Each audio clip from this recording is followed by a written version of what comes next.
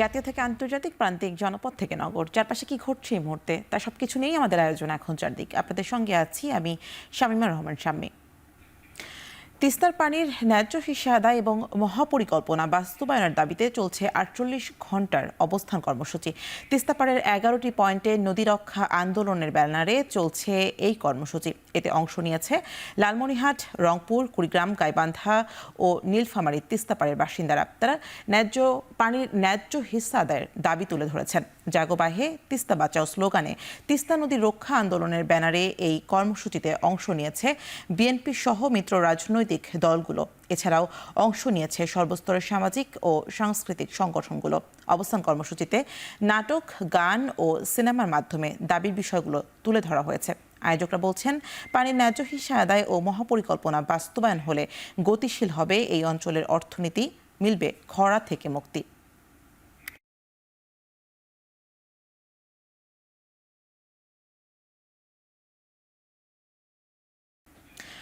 রাজস্ব আদায় বাড়াতে রাজধানীর বাইরে জেলা উপজেলায় চিকিৎসক, পল্লী ব্যবসায়ী সহ করজালের বাইরে থাকাদের করের আওতায় আনার ব্যাপারে সরকার চিন্তা করছে বলে জানিয়েছেন অর্থ উপদেষ্টা ডক্টর সালাউদ্দিন আহমেদ। সকালে রাজধানীর ওসমানী স্মৃতি মিলনায়তনে ডিসি সম্মেলনে যোগ দিয়ে কথা বলেন তিনি। অর্থ উপদেষ্টা বলেন, প্রত্যক্ষ কর বাড়ানোর উপায় খুঁজছে সরকার। গ্রাম ও থানার অনেক ব্যবসায়ী আছেন যারা ভালো আয় করেন কিন্তু কর দেন না, তাদের করজালের মধ্যে আনার পরামর্শ দিয়েছেন ডিসিরা। এছাড়া এসএমই ঋণ সহজ করার পরামর্শের পাশাপাশি দুর্গম অঞ্চলে যাতায়াত করতে সরকারি কর্মচারীদের আলাদা ভাতা দেওয়ার আবেদন জানিয়েছেন ডিসিরা। একই অনুষ্ঠানে খাদ্য উপদেষ্টা আলিমা মজুমদার বলেন, রমজানে স্বল্প মূল্যে খাদ্যপণ্য সরবরাহ ও বিতরণ ব্যবস্থা সুশৃঙ্খলভাবে পরিচালনা করতে ডিসিদের নির্দেশ দেওয়া হয়েছে। আগামী মার্চ ও এপ্রিলে প্রায় ৭ লাখ টন খাদ্যশস্য বিতরণ করা হবে। এর মধ্যে খাদ্যবান্ধব কর্মসূচিতে ১.৫ লাখ টন করে ২ মাসে ৩ লাখ টন চাল পাবে ৫০,০০০ পরিবার।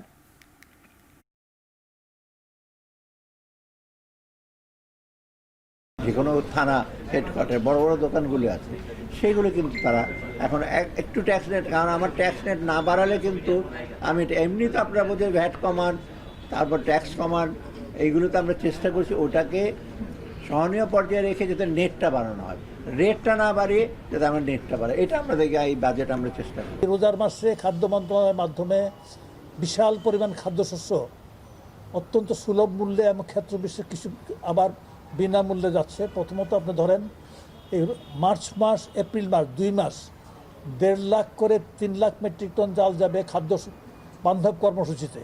এটা পাবে ১৫ টাকা কেজিতে পাবে প্রতি পরিবার। রোহিঙ্গারা যেন নতুন করে এনআইডি কার্ড না পায় সে বিষয়ে সতর্ক থাকার আহ্বান জানিয়েছেন স্বরাষ্ট্র উপদেষ্টা জাহাঙ্গীর আলম চৌধুরী। সকালে রাজধানীর আগারগাঁওয়ে সাংবাদিকদের কথা বলেন তিনি। সকালে কোস্টগার্ডের ৩০তম প্রতিষ্ঠা বার্ষিকীতে প্রধান অতিথি হিসেবে যোগ দেন স্বরাষ্ট্র উপদেষ্টা জাহাঙ্গীর আলম চৌধুরী। সুশৃঙ্খল বাহিনী হিসেবে কোস্টগার্ডের সালাম গ্রহণ করেন তিনি। এ সময় বীরত্বপূর্ণ ও সেবামূলক কাজের স্বীকৃতি হিসেবে ৪ ক্যাটাগরিতে কোস্টগার্ডের ৪০ সদস্যকে পদক তুলে দেন তিনি। পরে সাংবাদিকদের প্রশ্নের জবাবে স্বরাষ্ট্র উপদেষ্টা বলেন, কত রোহিঙ্গার কাছে এনআইডি কার্ড আছে সেটার সঠিক তথ্য সরকারের কাছে নেই, তবে সেই সংখ্যা খুব বেশি নয় বলেও জানান তিনি। বলেন, পাসপোর্ট করতে পুলিশ ভেরিফিকেশন না থাকলেও কোনো সমস্যা হবে না।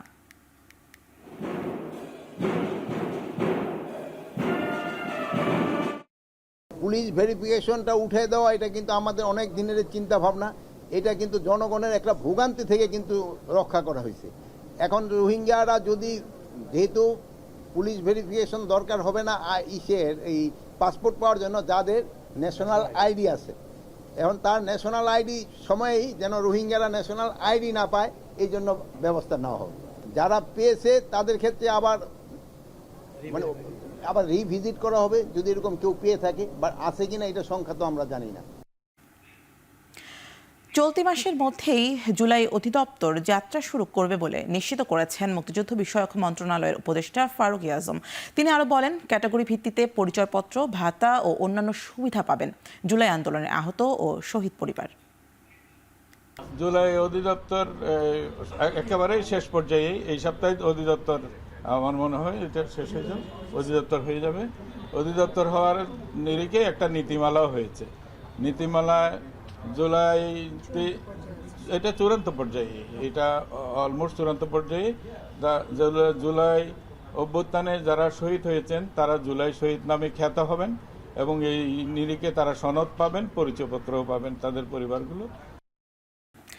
রাজধানীর মিরপুর থানায় আনোয়ার হোসেন পাটোয়ারি হত্যা মামলায় সাংবাদিক দম্পতি ফারজানা রূপা ও শাকিল আহমেদকে 5 দিন করে রিমান্ড দিয়েছেন আদালত। একই মামলায় 3 দিন করে রিমান্ড দেওয়া হয়েছে ওয়ার্কার্স পার্টির সভাপতি রাশেদ খান মেনন ও জাসদ সভাপতি হাসানুল হক ইনুকে।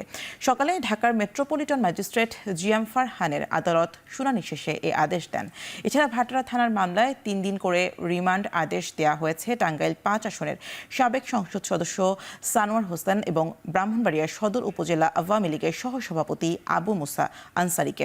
একই আদালত রাজধানীর বিভিন্ন থানার মামলায় সাবেক মন্ত্রী কামরুল ইসলাম কামাল আহমেদ মজুমদার, সাবেক সচিব মোস্তফা কামাল উদ্দিন, সাবেক আইজিপি চৌধুরী আবদুল্লাহ আল মামুন এবং যাত্রাবাড়ী থানার সাবেক ওসি আবুল হাসানকে গ্রেপ্তার দেখানোর আদেশ দেন।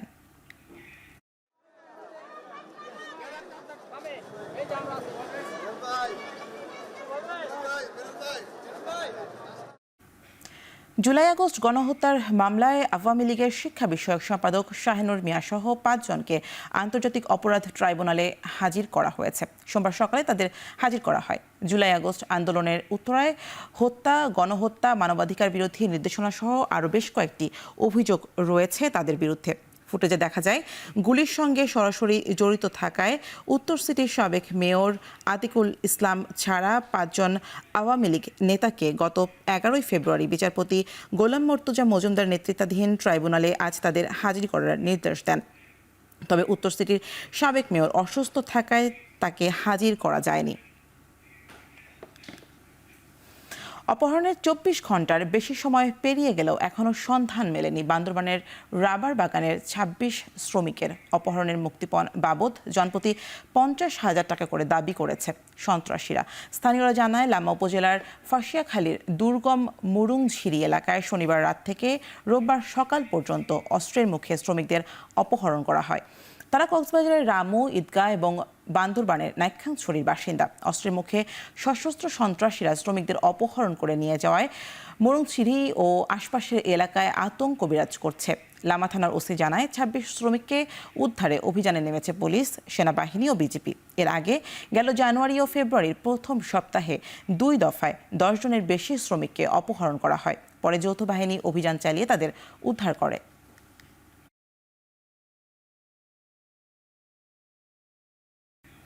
এবার আন্তর্জাতিক প্রসঙ্গ।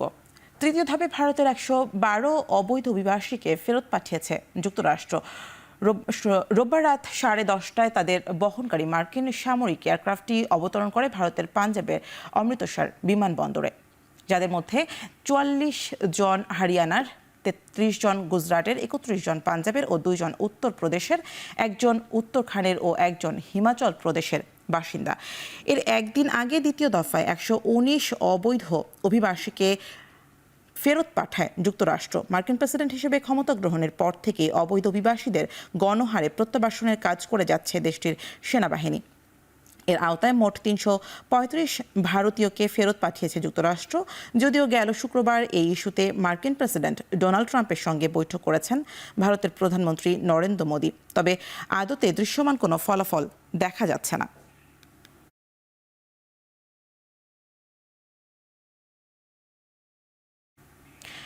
নিরাপত্তা রক্ষায় ইউক্রেনে সৈন্য পাঠাতে প্রস্তুত আছে যুক্তরাজ্য।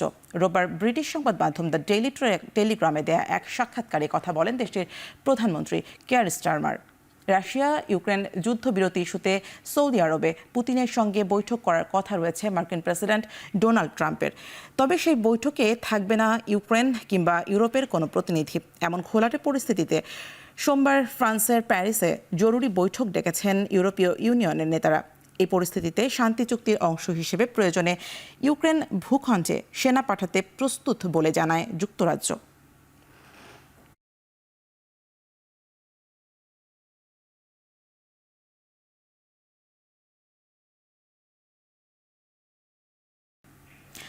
আজ থেকে শুরু হয়েছে 48তম জাতীয় অ্যাথলেটিক্স প্রতিযোগিতা। 1500 মিটার দৌড় দিয়ে সকাল 9টায় শুরু হয় এই প্রতিযোগিতা। 3 দিনের এই প্রতিযোগিতায় অংশগ্রহণ করেছে 438 জন অ্যাথলেট, যার মধ্যে পুরুষ 338 এবং নারী 100 জন। প্রথম দিনে 400 মিটার, 100 মিটার স্প্রিন্ট, শটপুট, পুরুষ এবং নারীদের হাই জাম্প ফাইনাল অনুষ্ঠিত হবে। বিকাল 3টায় 100 এবং 400 মিটারের ফাইনাল অনুষ্ঠিত হবে। এর আগে জাতীয় স্টেডিয়ামে প্রতিযোগিতার উদ্বোধন করবেন আসিফ মাহমুদ সজীব ভুইয়া। গেল আসরের চেয়ে এবার প্রতিযোগীদের জন্য বাড়ানো হয়েছে প্রাইজ মানি। স্বর্ণপদক জয়ীদের জন্য 6,000, রৌপ্য পেলে 4,000 এবং ব্রোঞ্জ পদক পেলে জিততে পারবেন 2,000 টাকা, যা গেলবারের তুলনায় দ্বিগুণ। কোনো প্রতিযোগী রেকর্ড করলে পাবে 10,000 টাকা।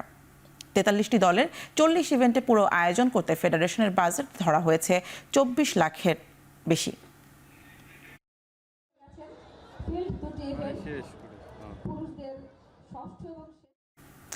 দর্শক, শেষ করছি এখন চারদিকের আয়োজন। এখন টেলিভিশন এখন চারদিক দেখতে ভিজিট করুন www.এখন.tv। ফেসবুকে দেখতে ভিজিট করুন facebook.com/tv.এখন এবং ইউটিউবে দেখতে ভিজিট করুন youtube.com/c/এখন tv।